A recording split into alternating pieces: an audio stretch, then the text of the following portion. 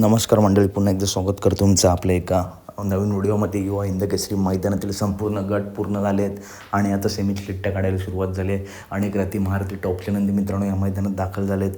परंतु मित्रांनो जवळजवळ 1 तास झाला लाईव्ह बंद आहे, त्याच्यामुळे प्रेक्षकांनी खूप नाराजी दाखवली आहे.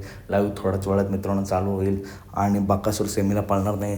तो प्रॉब्लेम नक्की काय झाला तुम्हाला माहितीच आहे. बक्कासूर सुसगावला परत गेला आहे, परंतु मथुर आणि एलियन मित्रांनो आज या मैदानात गटपात झाले आहेत. नक्की कोणत्या सेमीत पळणार, तर मथुर पळणार आहे सेमी क्रमांक 1 मध्ये तास क्रमांक 8वरून.